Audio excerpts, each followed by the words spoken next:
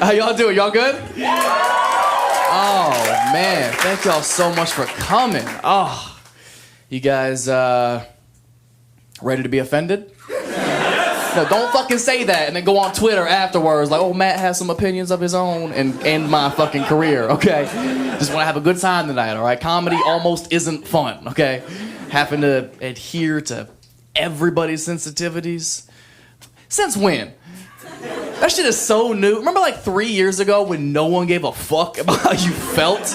Like 3 years ago, if you were in public and we were like, I don't like, a stranger would come up and be like, shut up, bitch, and punch you in your chest.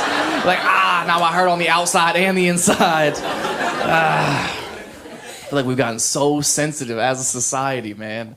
We've gotten so soft. Like fresh out the pool dick soft.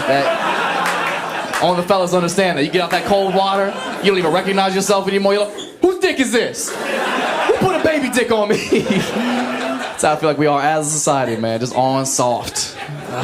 It's exhausting. So I'm glad we could all come together for a night of laughter. It's good to see y'all. Black people. Good to see y'all. White people. Sitting in the back. How's it feel? But you're smiling. Good. I'm glad you're in a good mood. Did you say sorry today? Did you say sorry to a black person today? Get your Venmo out right now. Cash App every black person in here. $5. Gets you through the rest of the show. We're gonna get these reparations one way or another, okay? I'm sorry it took so long. I just got here, all right? Y'all gotta learn how to take Bitcoin or something, but we're gonna figure it out. White people have been so sorry in 2021, haven't they? Oh my God. It's been my favorite show to watch. Just white people trying to out-woke each other in front of black people. Because it'll always start reasonable and then just gradually get out of hand. Like white person number one will start low. Like, well, you know, I voted for Obama 2 times in a row. You're like, all right, solid politics, okay. Now white person number 2 has to top Obama, so he's like, that's crazy. I was just talking about how Jesus was black. And you're like, yeah, well, walked on water, probably couldn't swim. I check out. Now white person number 3 is gonna top Obama and black Jesus. He's panicking. He says some ignorant shit like, well, Medea's my favorite franchise. You're like, gotcha, liar. Medea is nobody's favorite franchise. Not even black people's. Okay, you are reaching. I think it goes Soul Plane, then Medea movies. God. Ugh, it's all this white guilt. It's heavy. It's starting to feel like alcoholism a little bit. And like every room I enter is like an AA meeting where I gotta plead my case. Like I have to enter every situation like, hey guys, my name is Matt. Just want to introduce myself, let you know I do identify as a straight white male. And everybody's like, boo. They're like, I know, I'm trash. But I would really appreciate it if you use my proper pronoun, the problem.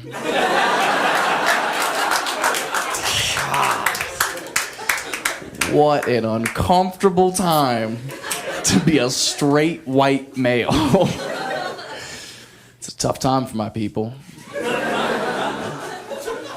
For once, you know, you gotta know when to fold them. You know what I mean? We stayed in the game too long. We can't be doing that. Coming back to haunt us hard. Rightfully so.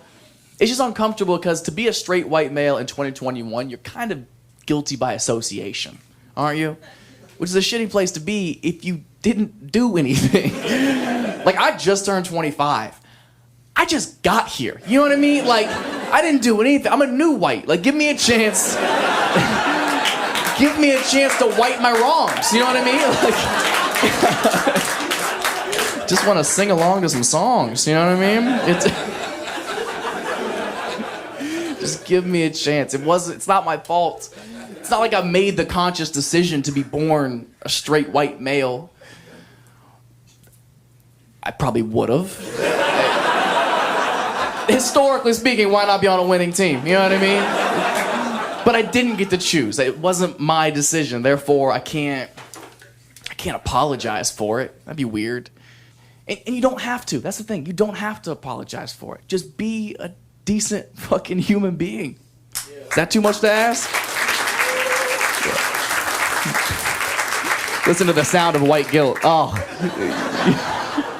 Music to my ears. Don't have to apologize for it. And I won't. I'll apologize for being born a straight white male when LeBron James apologizes for being 6'9". Didn't choose this life, just happened to be born that way, right? And they both have their own set of perks, don't they? Like, sure, he can do a fucking windmill 360 dunk, and I can raise my voice to the police. So it's a give and a take, you know what I mean? Like, I'd love to yam on a motherfucker, but I guess I'll just get out of this ticket. Gotta choose your superpower, man. Life ain't fair for everybody, okay? Make white people uncomfortable. Check. Oh, I'm so happy to be shooting this in LA. I love LA. Yeah.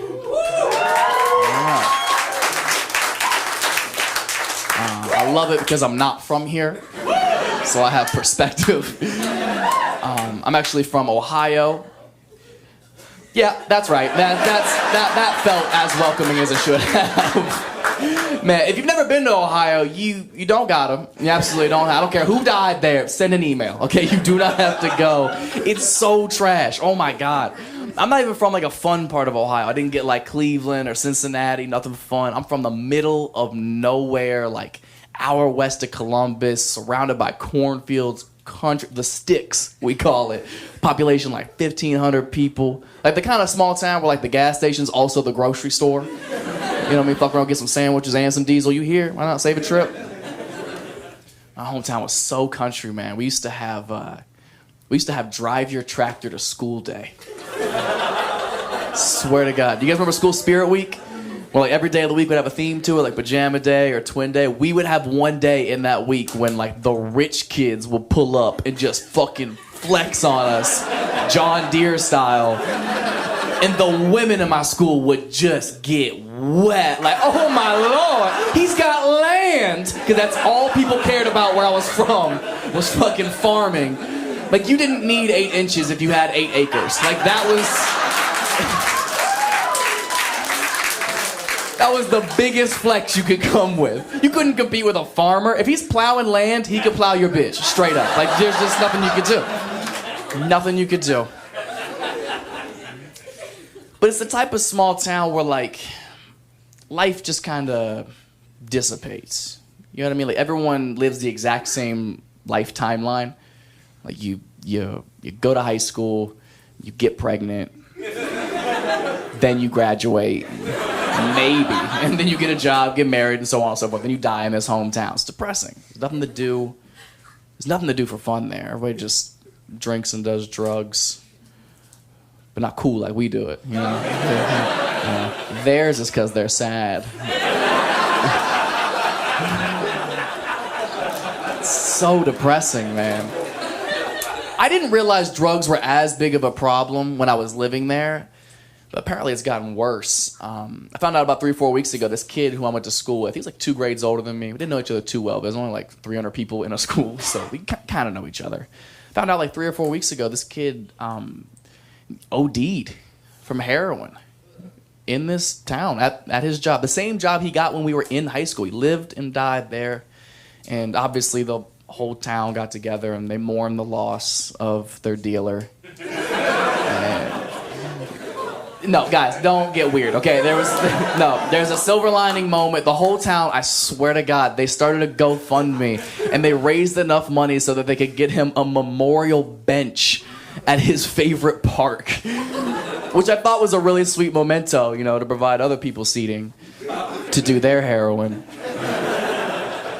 I've never done heroin, but I imagine you want to sit down.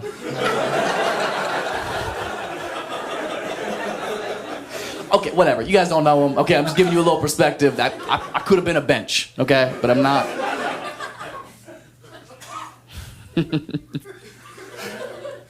Nothing like where I'm from. It's so weird. I'm good looking. I don't like it any more than you guys do, okay? This is not good for comedy, okay? And it's so weird for me. My looks are so confusing to me because you guys haven't known me my entire life, so you have no context of this, but this shit just happened.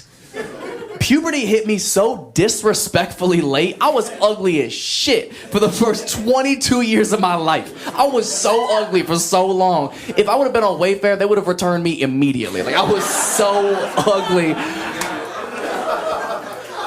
No, okay? I spent the first 22 years of my life building a personality for what?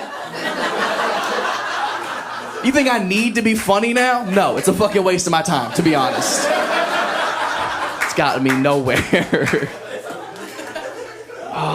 And it's so weird because when you spend so much of your life as one thing and then you're drastically changing to something else overnight, it fucks with you emotionally. Like, it's still so new to me that I don't quite grasp it. I don't see myself that way. Like, I know I look like every fuckboy ever, but I do identify as an ugly person. So I think that does technically make me trans. Trans handsome, transom. We wait till we get our bathrooms. It's gonna be all mirrors, bunch of pretty people doing cocaine. It's gonna be dope, and y'all can't come.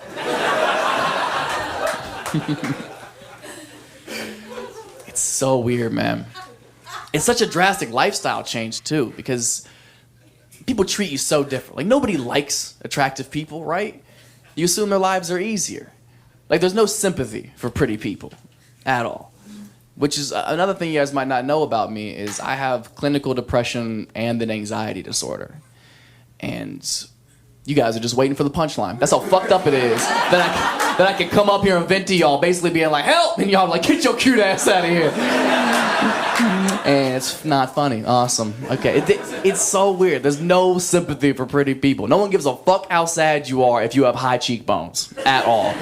People act like I don't have any problems at all. I could be crying my eyes out in bed, and people are just like, what could you possibly be so upset about, huh? I bet you're just swimming in pussy. And it's like, yeah, but you know what I'm not swimming in? Self-confidence, security, believe it or not. Someone who listens to me. I can't even hang myself because my jawline will cut the fucking rope.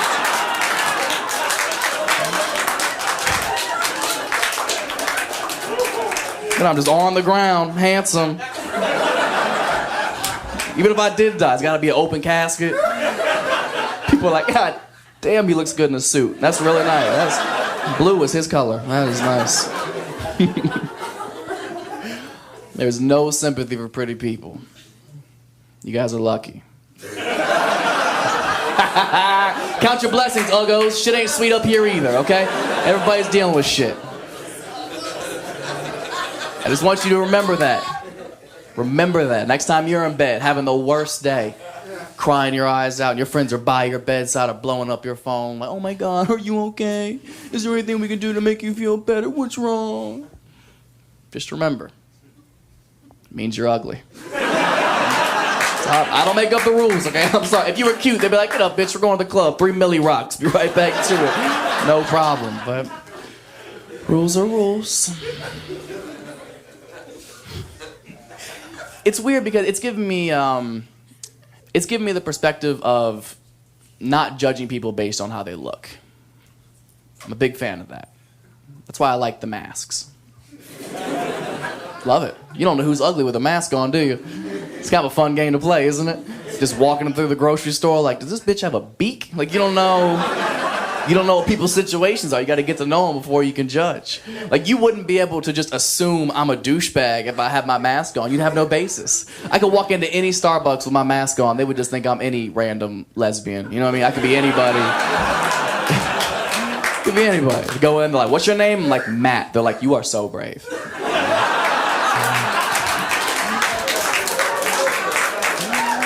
And the code to your bathroom is 4...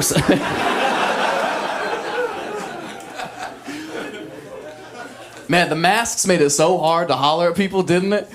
Because you don't know what 60% of their face looks like. That shit was so dangerous. You ever talk to somebody for a while and you're like, I gotta know. You gotta come up with some like cute, clever way to get them to pull their mask down. Say some dumb shit like, have you smiled today? Have you smiled? I feel like you have a cute smile. Will you give me a smile real quick? And you've been chatting forever. And she's been all eyes. And she's like, oh, I don't know. I guess I could give you a little... Like, oh, God damn it. Oh, my God. I talked to you for an hour. gave you my time. I had no idea. But I like it. I'm a big fan of not judging people based on how they look.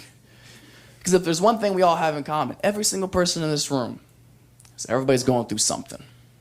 Right? Everybody in here is dealing with some shit that nobody else has any idea about. I go through shit all the time. You guys would have no clue. Like, one thing you might not know is I have terrible luck. Bad random shit happens to me all the time.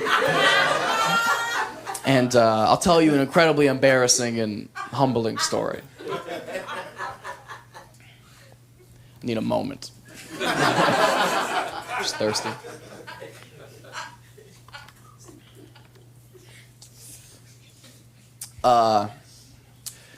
Last year, I had to have surgery on my nipples.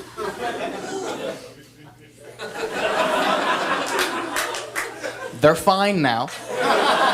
You can stop looking.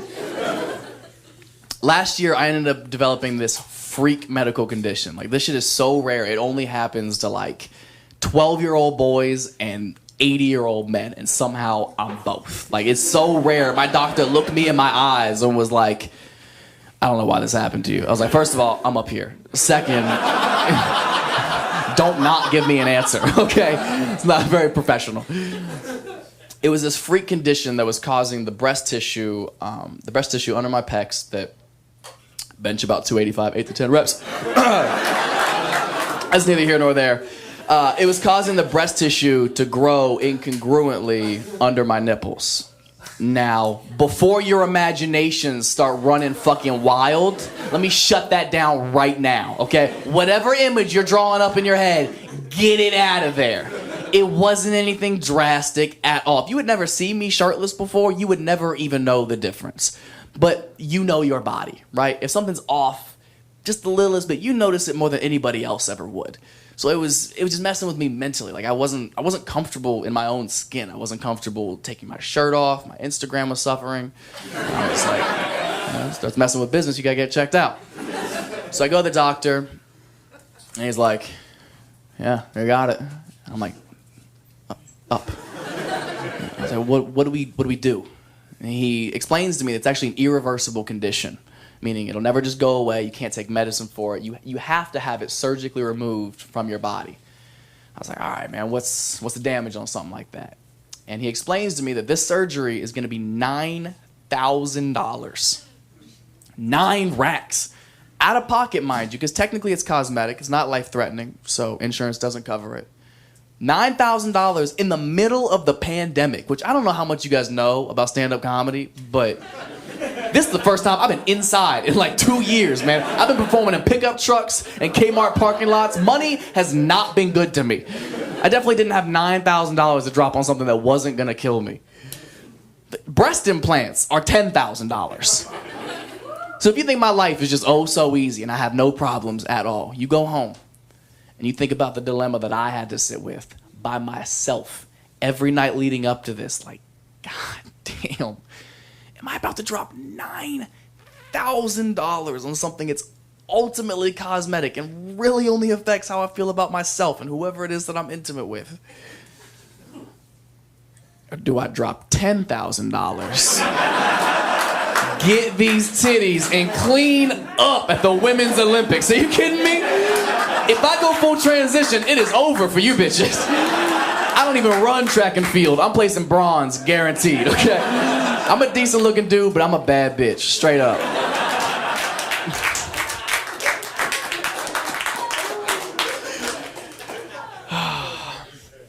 Didn't need to tell you all that.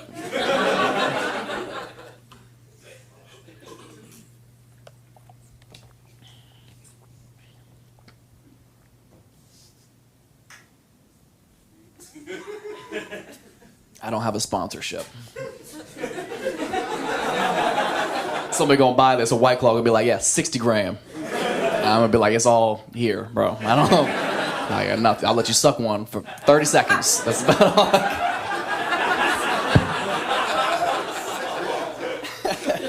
All right, that was weird.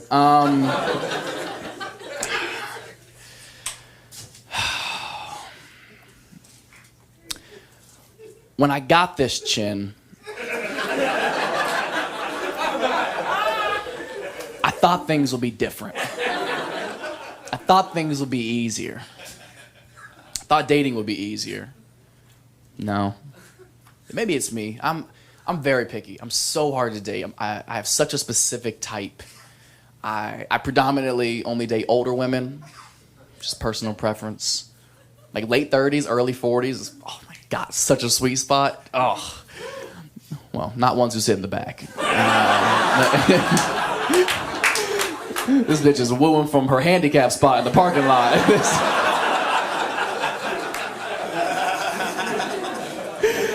I also don't know if you match the criteria. It's gotta be late 30s, early 40s, man. Because women are kind of like Captain Crunch, right? Like they're the best right before they're gross.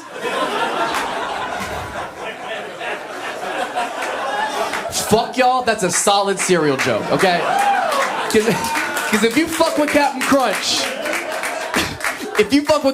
you know it's a very fine window. If it tears your mouth up and it's oatmeal, okay? It's a very fine line. And it's like 42. Apparently, who knew? Some of y'all not laughing because you're sitting there with some grits. And that's fine. That's... Snitch on yourself if you want to. Maybe a little brown sugar in the front row. Put your dash on. That's how you holler.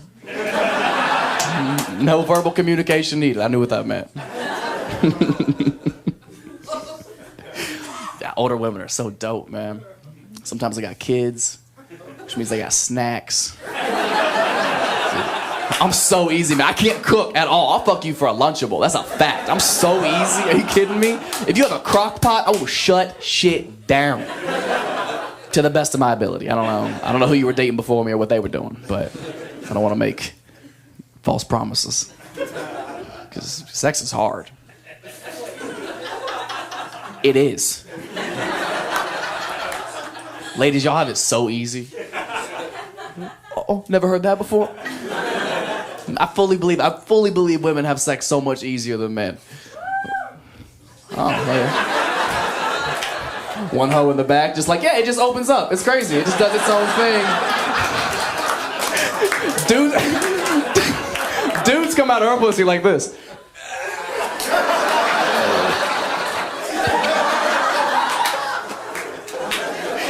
I think it's so true. It's so much less work. All you technically have to do is like, you know what I mean? Like, that's all. Just be punctual. That's your only responsibility, is to be on time, because we will start without you. That's the only requirement. Do you realize as a man, like, there's a certain level of excitement I have to get, and I have to maintain this excitement the entire time while I'm focusing on a million things. I'm focusing on me, I'm focusing on you, I'm switching positions. It's a full court press the entire time. You focus so much that sometimes you go quick. If you fuckers leave me hanging on this right now, like I'm the only dude who's at my special. Y'all gonna disrespect me like this. Y'all ain't shit, man. Oh, I'm the only person ever to bust fast. Hilarious, you guys. Y'all ain't shit. You know that? It happens to the best of us, okay? There's no need to be a big deal, be a big problem about it. Would you be mad if your food came out early at a restaurant? No, you'd be like, the chef is killing it. I got all this time for activities.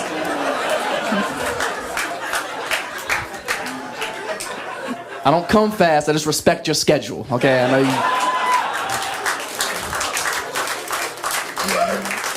know you gotta take your kids to school in the morning, so. Sex is hard. The build-up is fun, though. Like sexting. Sexting is the most fun. Oh my God. Dudes love sexting. We're so good at it. Because we're just lying the whole time. Oh, it's so easy. We lie so much. We talk so much game of what we can't wait to do to y'all when we see it. We ain't doing none of that ever at all. We're like the J.K. Rowling of dick pics. Like, we just writing fairy tales. The shit we are never gonna do to y'all ever. We set the bar too high. We say crazy stuff like, girl, when I see you, I'm gonna put you up against the wall. I'm I'm gonna fuck you in the curtains. Like, you ain't fucking nobody in the curtains. You been to my house. I got blinds. You want me to scratch my back up? Not very practical. I lied recently. That's how the game goes. I was sexting with this girl, and like, I could see where she was going with it, but like, it was just rude of her to assume. Like, I was sexting with this girl, and she was like, I'm only 103 pounds. You could throw me around. Like, I responded as a dude. I was like, that's right.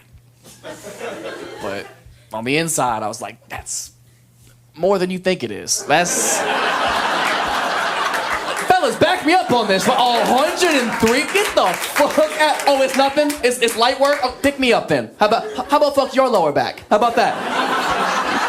I haven't done a deadlift since 10th grade. Now fucking you's gotta be leg day? Now I gotta fuck you with one of those weight trainer belts that Mexicans wear in the gym for no reason? Mexicans be in the gym doing all arms, got a whole back brace. Like, why you got jeans on?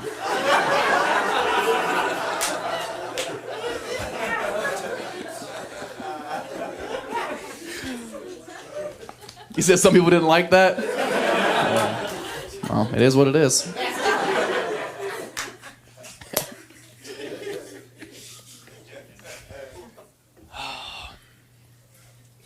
I know I talk a lot of shit, but I'm the problem. I'm well aware. I'm so picky. I have a lot of red flags that I look for. That's why like the first date's always the hardest, because I feel like you're looking for things to not like, and that's so tough because there's a lot of shit I don't like. I'll list a couple of red flags for it, and feel free to tell me if I'm out of pocket for not being okay with some of these things.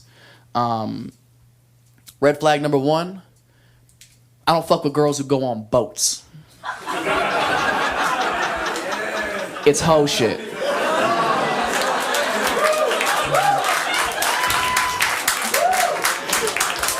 I feel like a lot of people in here have been cheated on. Not on land. That's what I feel like. Yeah, but I'm happy to have y'all support. Because it's insanity to me. If you live in LA and you date a hot girl for long enough, at some point this chick will come to you and say something like, babe, there's just this guy, a friend of mine, who wants to just take me and my 8 hot girlfriends into the abyss. Are you out of your fucking mind? Why?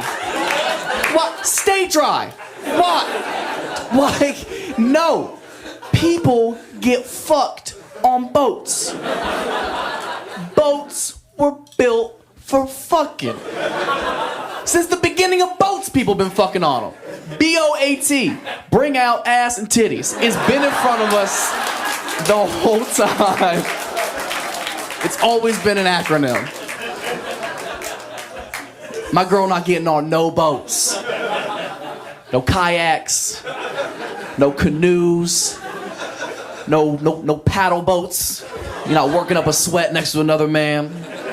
Not dealing with it. That's why women love Titanic so much.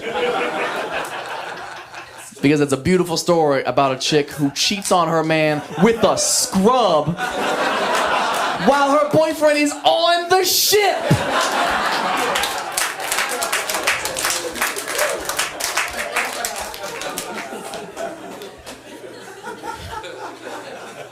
No.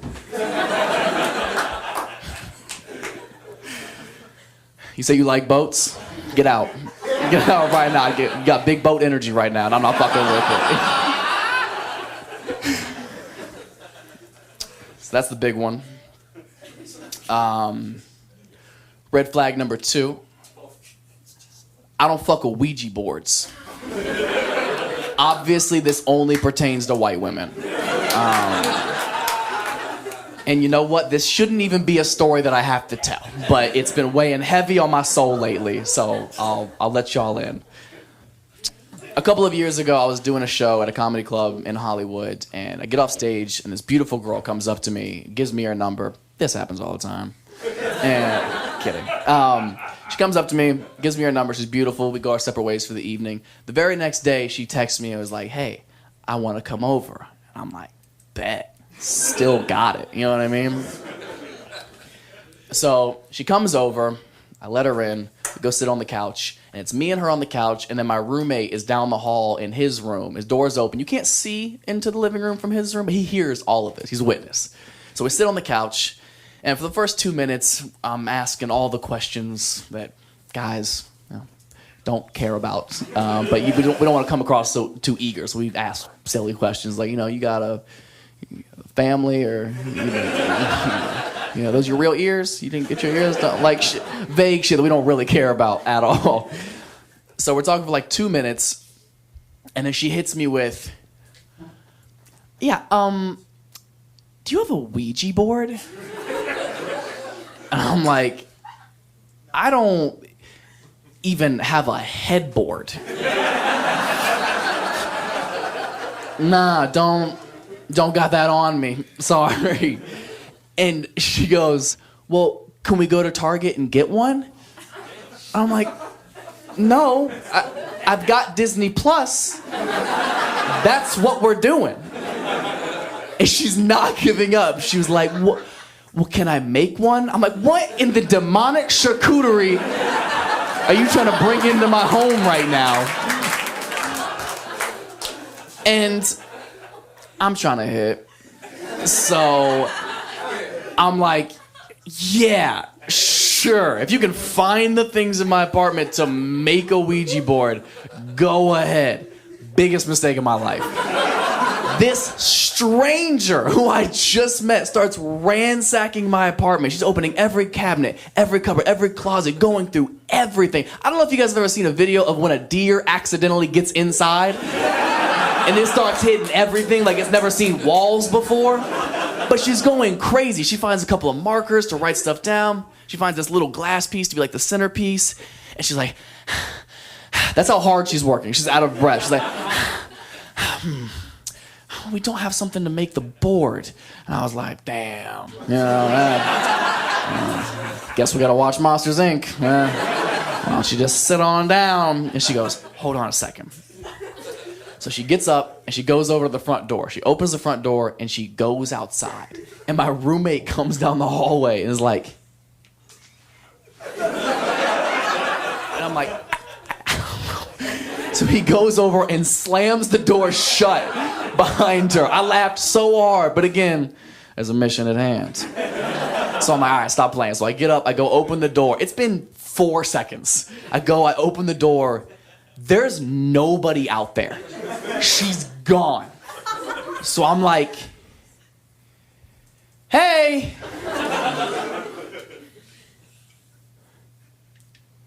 Ashley. I'm gonna shut the door. And once it's shut, it's gonna stay shut. You're gonna be stuck out here. I'm serious, Amanda. All right. So I go, I swing the door and turn around, and straight out of a scary movie, this chick's foot, bah, stops it right before it closes on the frame. I was like, Jesus Christ. And here comes this chick lugging in this giant piece of cardboard. I'm like, where did you get that? She goes, it was just out there. Bitch, no it wasn't. No, it was not just out there. So she brings it in. She sets it on the coffee table, and we both sit on the couch, and I don't know where it came from. I lift it up. It's from the TV box I threw in the dumpster 4 days prior. This chick brought garbage back into my home to summon the devil.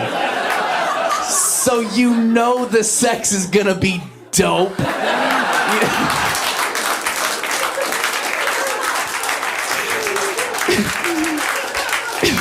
She's fucking crazy. I'm in. I gotta do it now. You know what I mean? I mean, I've never smashed a homeless chick before, but she clearly brought all of her things.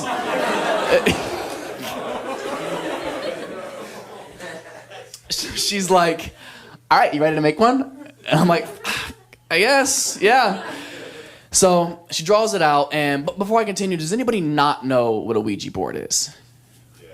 Really? Yeah. You really don't know? Oh, man. Okay. Well, first of all, God bless you. You're so naive. A A Ouija board is essentially it's a toy board that you can get from any store like Walmart or Target or whatever. It's and people use it to drunk text the dead, essentially. That's all it's good for. And it's a very simple layout. It has the alphabet right here, close center, middle of the boards. It's where the centerpiece is supposed to be guided by a spirit to spell out certain words to answers that you ask it. So in the middle is the alphabet. Right corner is no. Left corner is yes. Alphabet, left, yes, no. Yes, alphabet, no. So she draws the whole thing up.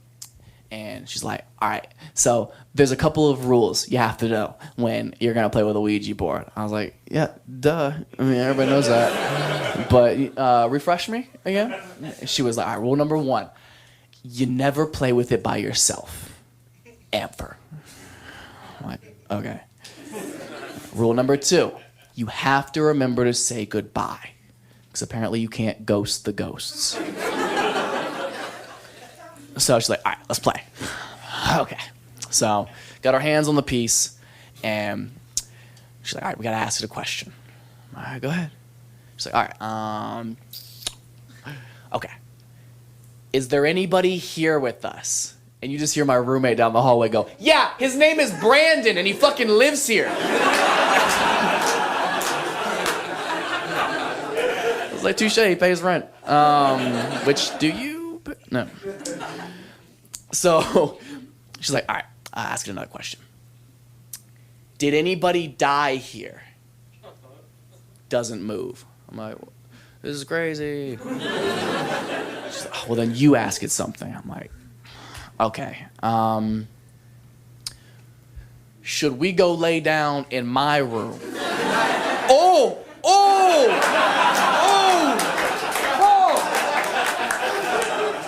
We don't want to piss off the dead, do we? She was like, you're right. So we go lay down. This chick brings the cardboard in the room with her. She sets it at the foot of the bed like it's a golden retriever. Now we're under the covers.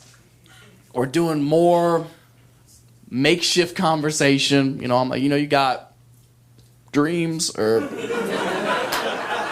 what's your favorite picture, or just vague shit I don't care about. And about like 4 or 5 minutes after this, she just knocks out. Like, not a subtle, like, I'm starting to feel a little bit tired. Like, just straight, yeah. And then like, she is slumped. And now it's her asleep, me under the covers, and I'm staring down, just terrified of this Samsung TV box. And all I could think is, this bitch didn't say goodbye.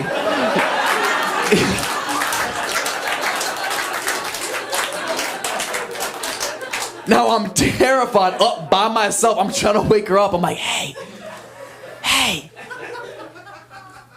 Allison. Hey. Great. She's asleep.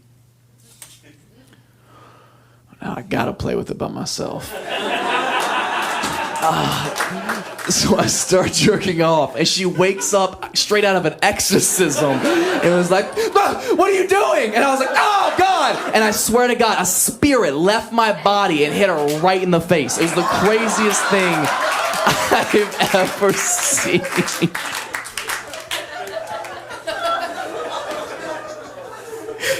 Oh, God. I never saw her again. To this day, I'm not convinced she wasn't a ghost. Wouldn't surprise me.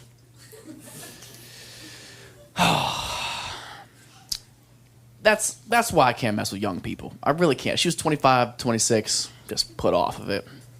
It makes me feel so much older dealing with somebody like that. I do feel older. I date older women. All my friends are older. I fucking hate kids so much. Kids fucking suck, man. Oh my God. They're so garbage. I don't like young people at all, man. We just don't click. I'm not on, I don't know, none of the apps that they're on. What's the one app that literally every kid is on it? No. Amber Alert? Every kid is on Amber Alert, aren't they? It's like, man, ain't nobody looking for you. How many followers you got? Enough for a search party, I hope. See, this is hilarious to me because I can feel the hypocrisy radiating off y'all right now. Like I'm the asshole. That's adorable. Okay. When's the last time you got an Amber Alert on your phone and your first reaction wasn't, oh shit, how do I turn this off? How do I... none of y'all, like, we gotta find these kids. Not one person. Y'all haven't found a kid since milk was in a carton. Okay, judge me. It's a terrible app. It's the worst app. It's vague. Like, be on the lookout for a 2015 silver Prius. Like, is he in my Uber? Is this a ride share? Did I hit pool? The alarm's the worst part, by far. They haven't changed the alarm in like 30 years. It's still the same. I get so mad when that shit goes off on my phone. I could be standing next to the kidnapper and be like, hey, is it in the settings? I go to general, notification. I closed out of the Wayfair app. Do you guys remember that? You guys remember when Wayfair was selling other stuff? For any of you guys who might not remember, Wayfair, the furniture company, in 2020 was accused of, allegedly, being involved in human trafficking. And we forgave them pretty quick, didn't we? They're killing it. Their business is booming right now. Supply the chairs y'all sitting on right now. So if you could, please give a warm round of applause for our sponsor. Bro, they came back hot with some deals, too. They were like, I'm sorry, 5, our bad, 10. And I was like, these are the ages of the discounts. Like, I just don't trust you anymore. I don't trust you. It was bad, man. We found out, as a people, we hate human trafficking. But not as much as we hate an unfurnished patio. Am I right? Them umbrellas ain't cheap, man. No, it's not funny. It's not funny. It's very serious, and I do feel very bad for all the families affected by that, obviously. I feel terrible about it. But I especially feel bad for the dude who just wanted a desk. You know what I mean? How many times have you got the wrong order in the mail? And now you got to get a crib, too? A lot of money out of pocket. It's messed up, man. You can't support them. Don't support Wayfair. They're terrible. Not as bad as IKEA, but fuck IKEA. You kidding me? They're way worse. IKEA needs to come with a kid just to help put that shit together. Somebody got to hold these sides, bro. God damn. Can I go home now? I don't know, man. That's a lot of leftover pieces. You sure you didn't skip any steps? There's always so many leftover pieces after an IKEA project, isn't there? You look at a final IKEA piece like, I guess that's it. And you find out you messed up on step 8 of 49, you're like, I guess we just don't have a bottom shelf. It is what it is. We'll put tall stuff there. Guys, relax. Still me. Remember the dude who's been telling jokes for 45 minutes? Still just a joke. This is why comedy is the most frustrating job in the world.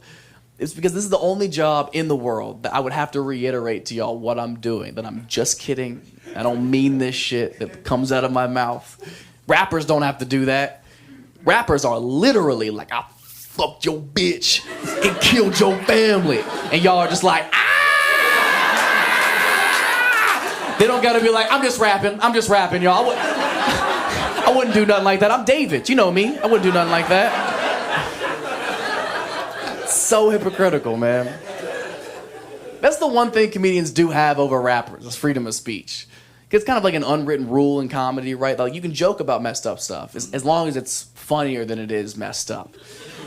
And rappers don't get that kind of leeway. It's not fair. Like, if they admit to a crime they did on beat, they still go to jail. I don't think that's fair. Respect the artistry. Give them a chance, okay? I think if you can make a doper song than the charges you're trying to beat, you get to go home. I think that's fair. I think that's fair. All spectrums of crime, too. Can you imagine Ted Bundy in court? And they're like, you're going to jail forever. And he's like, well, wait till you hear this shit. It's It's a little song I call I Eat the Pussy Up, starring J. Doms.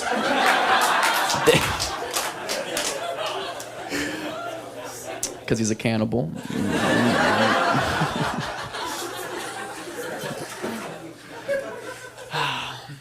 Okay.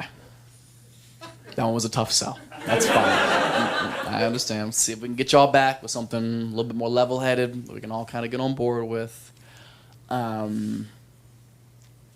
Gun control? Why not, right? Can't be worse than the Wayfair shit. It is. This is way worse. If that one wasn't your shit, buckle up. This is a lot harder one to tackle. Gun control is so tricky because I see both sides. I do understand. I understand the amendment, everyone's right to have a gun. That makes sense to me, especially when it comes to things like protection or providing for your family. That makes sense. But at the same time, everybody, not everybody gets a gun, right? That's crazy. You all know somebody, you're like, this motherfucker should not have a gun, right? It's so easy to be irresponsible with a gun. When's the last time you held a gun and didn't do this shit? People freak out every time. Like, no, don't. Like, I wouldn't, but would I? It's a timeless bit. That shit has been funny for centuries. I think it's so easy to be irresponsible with a gun that I think a simple interim solution would be, it just needs to be a little bit harder to get the gun. That's all I suggest. I think there's so many tiers to responsibility you should have to surpass before you can have a gun. That's all I suggest. And I'm not even proposing anything difficult. Simple shit. Like, if you haven't had sex yet, straight up, no gun. Okay, that is way too much power for you. How are you gonna pull a trigger before you've had to pull out? Like, that takes discipline, and I need to see you in a moment of crisis, okay? Can you handle the power?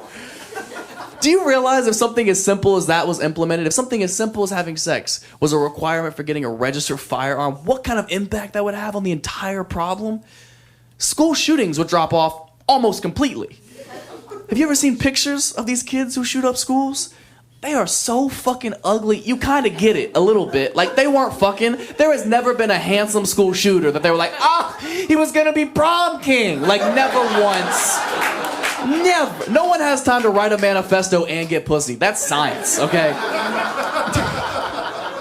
It's too much detail. Look, I'm well aware that school shootings is a very hard thing to try to make funny. But we're gonna try.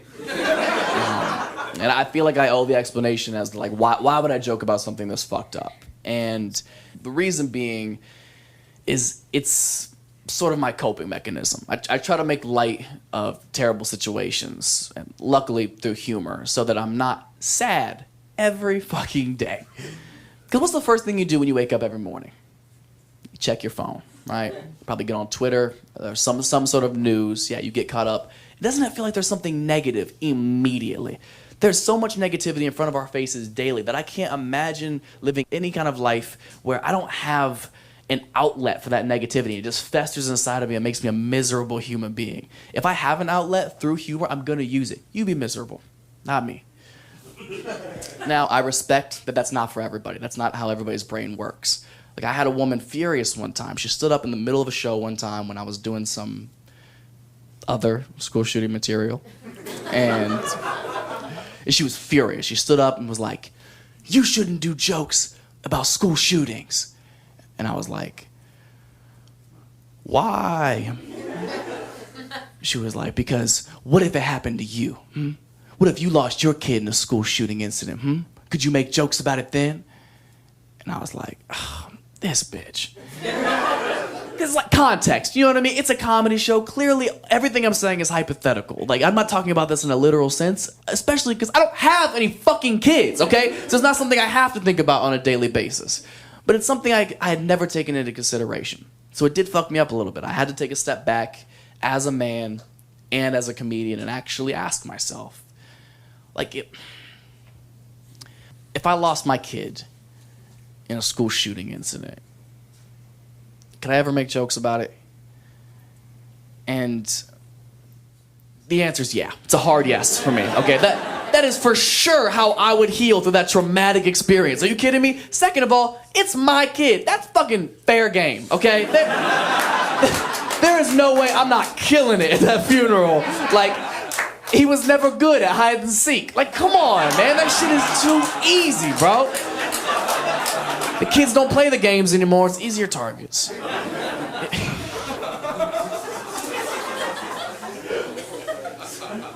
Hashtag bring back hide and seek. I like this topic only because it creates such a divide racially between black people and white people when it comes to the topic of school shootings, because it's usually us. And black people love to joke all the time. They love to be like, oh, you know, it's all the white kids shooting up all the schools. You know, shooting up the schools, a white kid's sport. I hear that joke all the time. Shooting up the schools, a white kid's sport. It's funny. It's a good joke. Until you think about the history of sports. Because if I know anything about the history of sports, it's that if white people are good at it now, black people are going to be way better at it someday.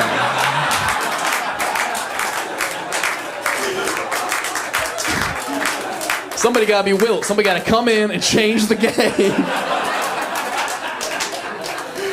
Some of you aren't laughing because it's fucked up, and some of you are because you're like, he's right. They're going to be faster. They're going to be stronger.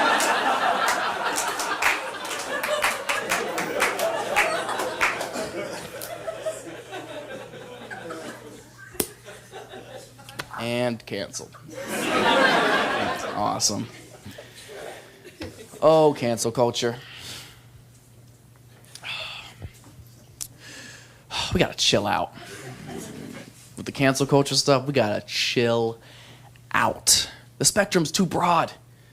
I don't have time to care about everything because you make such a big deal about nothing that it takes all of my attention away from the stuff we actually should be canceling and actually should be upset about.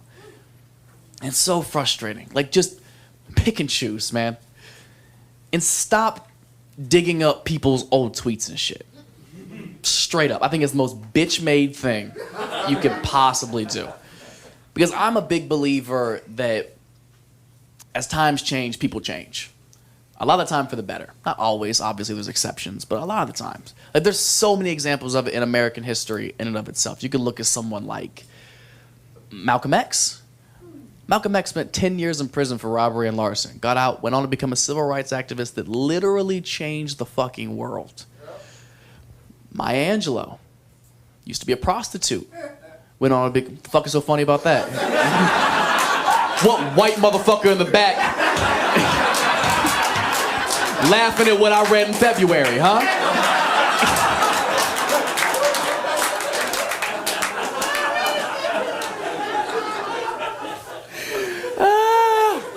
He laughed like he hit. Like, you know what I mean? God damn.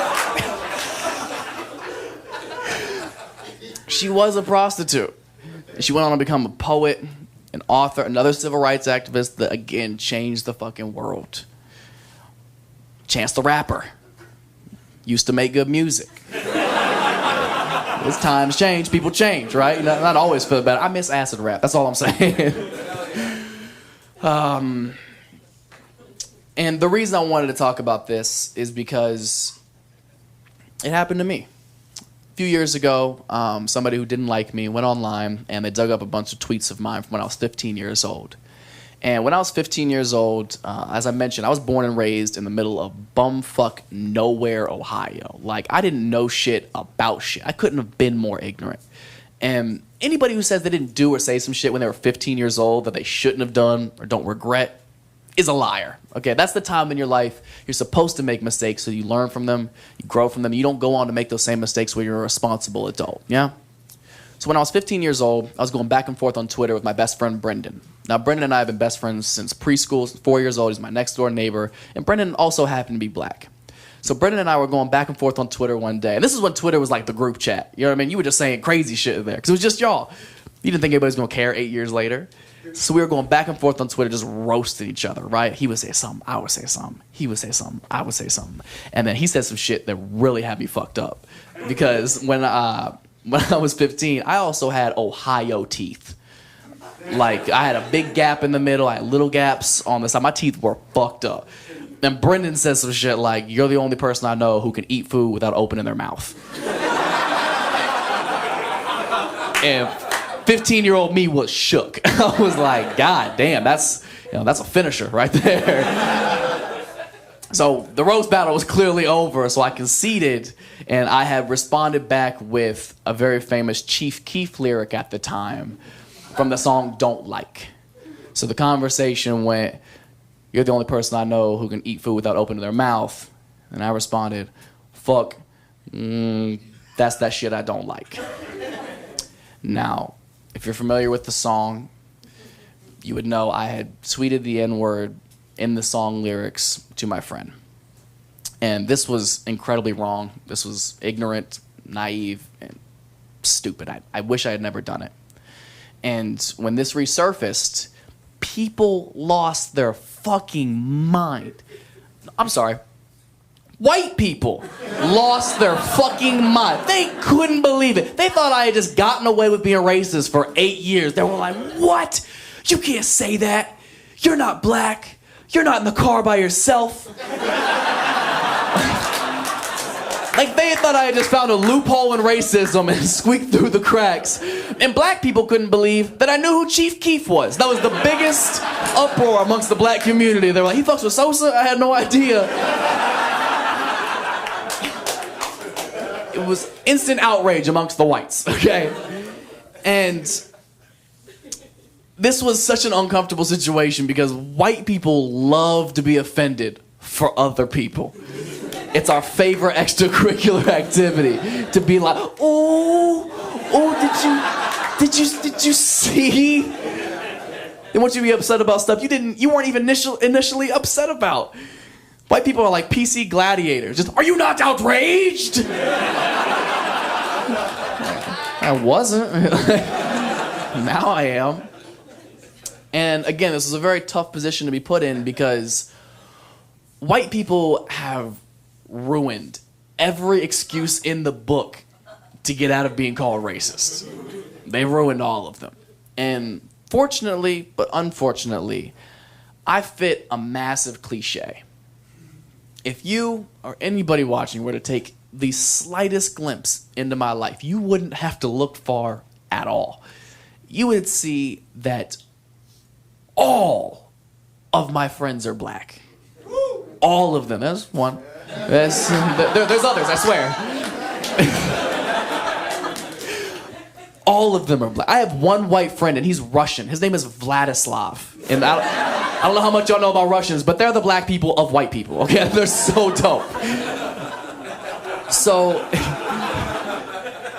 to my naivety, I'm trying to state my case to these strangers online who don't know who I am or know anything about me, because from my perspective, I'm like, no, like, what are you talking about?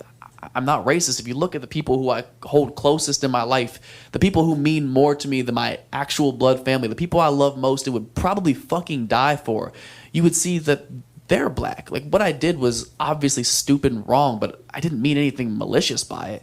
I would never in my fucking life mean anybody any hate or harm based on the color of their skin. That's outrageous to me. And the most frustrating thing about the entire experience and arguing with these people online was that there's still people who don't believe me. There's people right now, I'm sure, watching being like, "This is just another white dude trying to get out of another sticky situation." And I understand that. But at the same time, I also don't have to convince you of a single fucking thing. I know who I am. I know I'm not racist. I know how many times I've jacked off to Queen Latifah's beauty shop. Y'all seen it? Oh, y'all sleeping, man. That shit's a classic. They so goddamn fine in that movie. Oh. Whew. So, this is when the conversation got really interesting because the problem shifted subjects.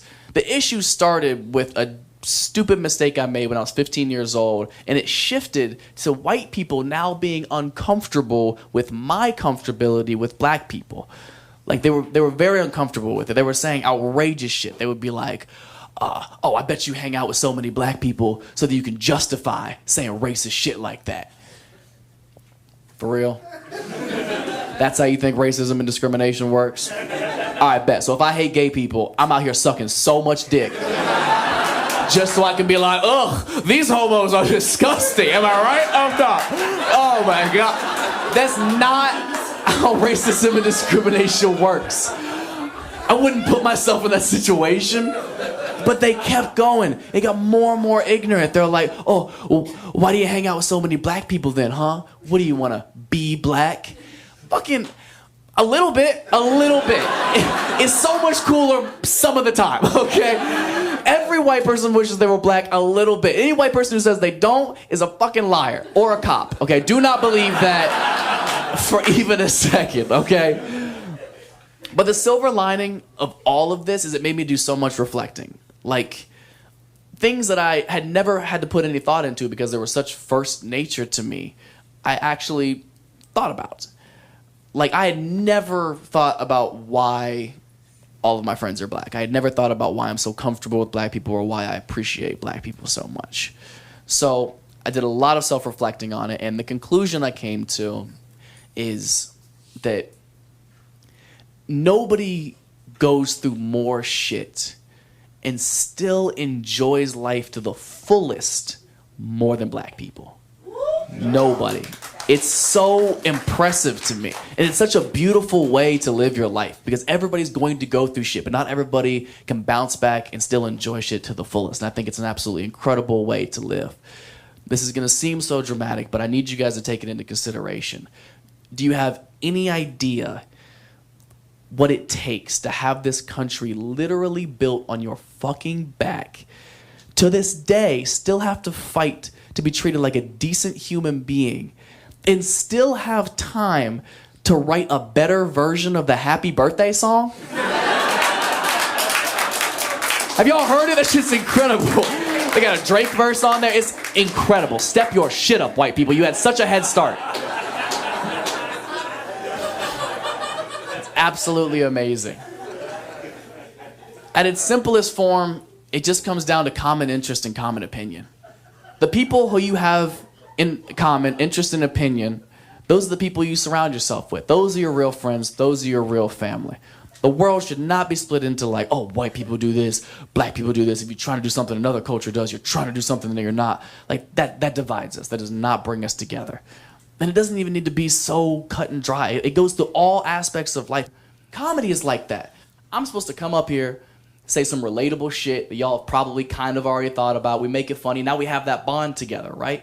But there's still that judgment until we have that bond. Like every time I walk on stage, every dude watching is like, absolutely not. I ain't got nothing in common with this dude. He got bangs. Like, I'm not gonna think he's funny. But as soon as I come up here and say some relatable shit that we can agree on, like, who in here like big titties? All those dudes are like, well, let's give him a chance. See what these titties are talking about. Because we're not that fucking different, man. Stop dividing people just because you're uneducated or inexperienced, okay? That's why you're uncomfortable. That's why you come across as so fucking corny, and that's why you're not invited to the cookout.